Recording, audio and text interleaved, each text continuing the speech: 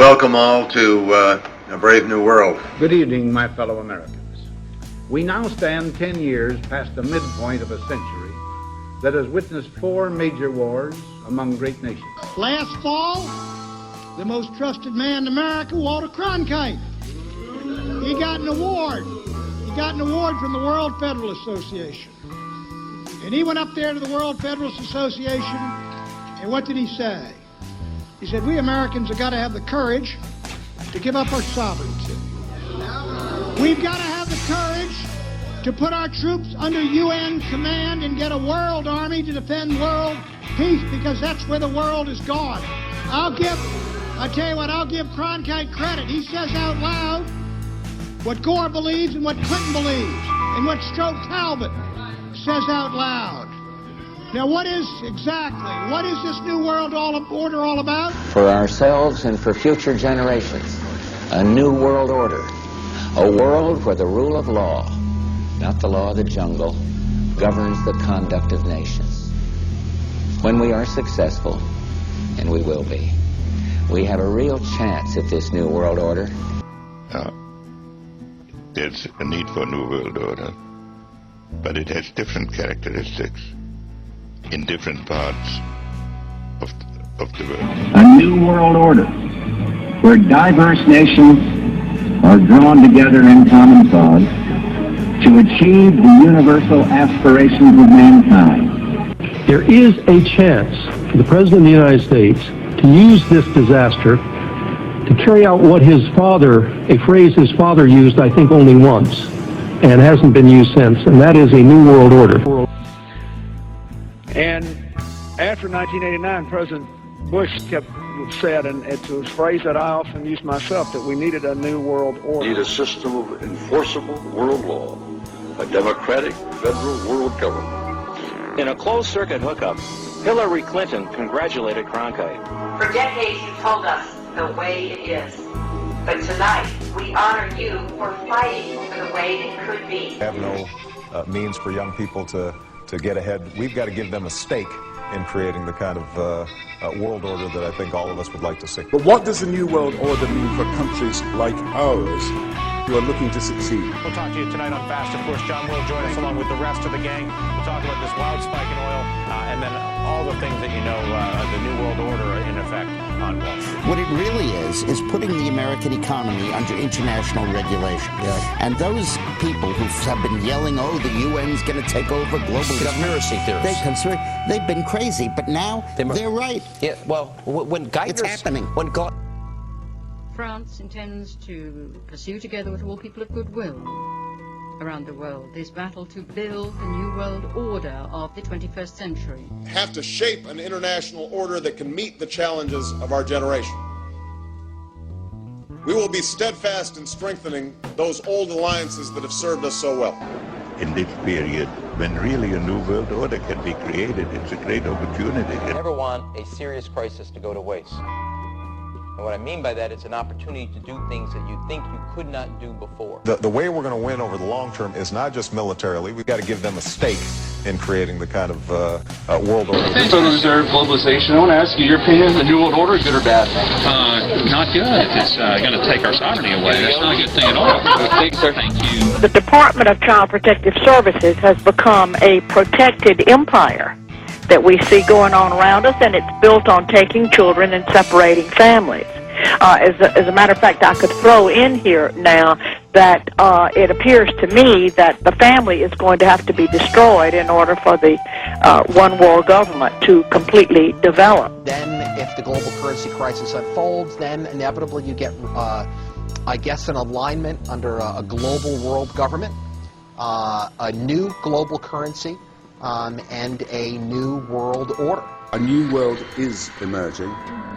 It is a new world order with significantly different and radically new challenges for the future. The very word secrecy is repugnant in a free and open society. And we are, as a people, inherently and historically opposed to secret societies, to secret oaths, and to secret proceedings. In the councils of government, we must guard against the acquisition of unwarranted influence, whether sought or unsought, by the military-industrial complex. The potential for the disastrous rise of misplaced power exists and will persist. We must never let the weight of this combination endanger our liberties or democratic processes. By imitating its arbitrary restrictions.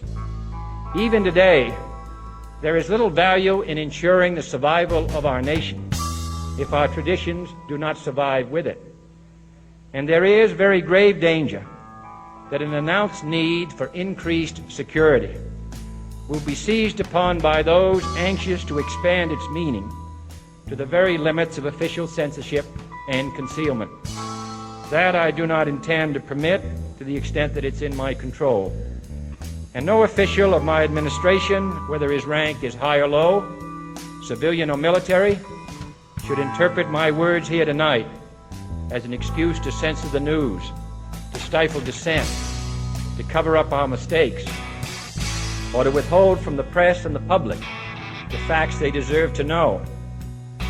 For we are opposed around the world by a monolithic and ruthless conspiracy that relies primarily on covert means for expanding its sphere of influence, on infiltration instead of invasion, on subversion instead of elections, on intimidation instead of free choice, on guerrillas by night instead of armies by day.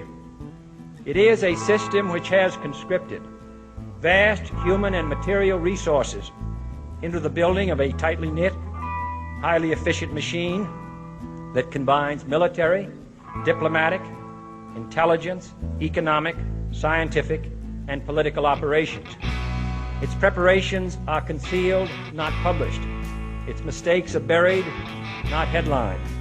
Its dissenters are silenced, not praised.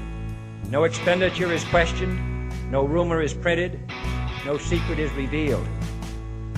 No president should fear public scrutiny of his program, for from that scrutiny comes understanding, and from that understanding comes support or opposition, and both are necessary. I am not asking your newspapers to support an administration, but I am asking your help in the tremendous task of informing and alerting the American people. For I have complete confidence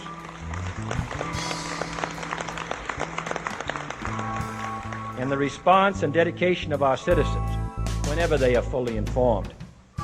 I not only could not stifle controversy among your readers, I welcome it. This administration intends to be candid about its errors. For as a wise man once said, an error doesn't become a mistake until you refuse to correct it. We intend to accept full responsibility for our errors, and we expect you to point them out when we miss them. Without debate, without criticism, no administration and no country can succeed, and no republic can survive. That is why the Athenian lawmaker Solon decreed it a crime for any citizen to shrink from controversy. And that is why our press was protected by the First Amendment, the only business in America specifically protected by the Constitution, not primarily to amuse and entertain, not to emphasize the trivial and the sentimental, not to simply give the public what it wants, but to inform, to arouse, to reflect, to state our dangers and our opportunities, to indicate our crises and our choices, to lead, mold, educate, and sometimes even anger public opinion. This means greater coverage and analysis of international news, for it is no longer far away and foreign, but close at hand and local. It means greater attention to improved understanding of the news, as well as improved transmission. And it means, finally, that government at all levels must meet its obligation to provide you with the fullest possible information outside the narrowest limits of national security.